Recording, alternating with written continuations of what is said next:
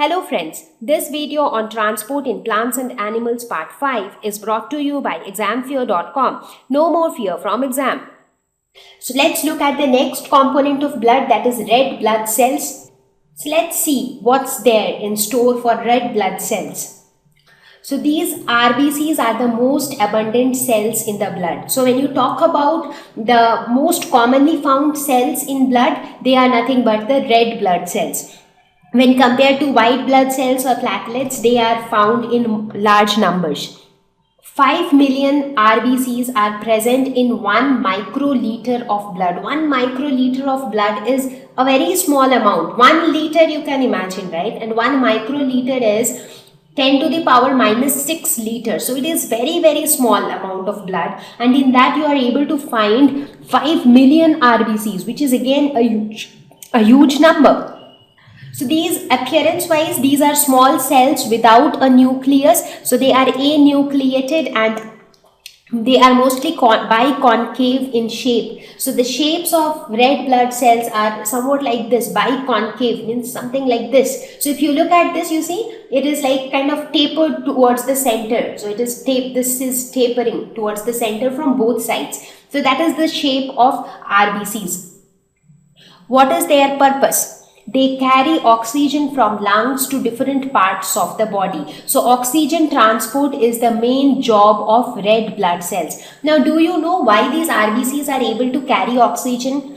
Now, these RBCs are red in color due to the presence of a red colored pigment called hemoglobin. And this hemoglobin has a very strong affinity for oxygen, and that is how it carries oxygen. So therefore, we can say that red blood cells help in binding to oxygen and then help it to get transported to different parts of the body.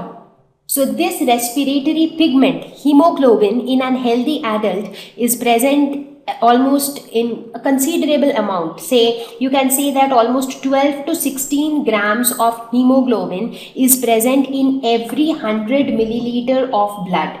So in 100 ml of blood, 12 to 16 grams of hemoglobin is present in any healthy adult.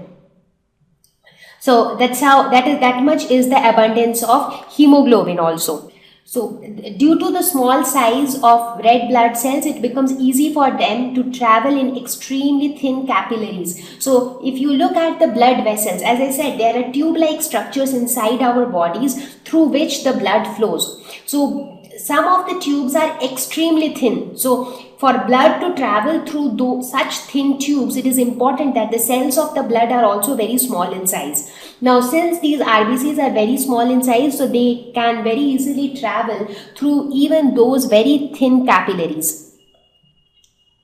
These RBCs are produced in the bone marrow of stem cells. So from where do we get them? Now, before that, let me ask you something. What are stem cells? Because many of you might not know what is a stem cell. So stem cell is an embryonic cell that have not yet become specialized tissue cells. For example, when a baby is born. Now, when a woman becomes pregnant, so a small baby which starts growing inside the womb of a woman, so that small organism just have a few cells, and those cells gradually become specialized to form different cells like nerve cells, liver cells, platelets, RBCs, WBCs, etc. So they are called stem cells. So these RBCs are also produced from those initial embryonic stem cells in the bone marrow. Average lifespan of 120 days, that means they do not live forever. So they die in spleen. So spleen is often called the RBC graveyard.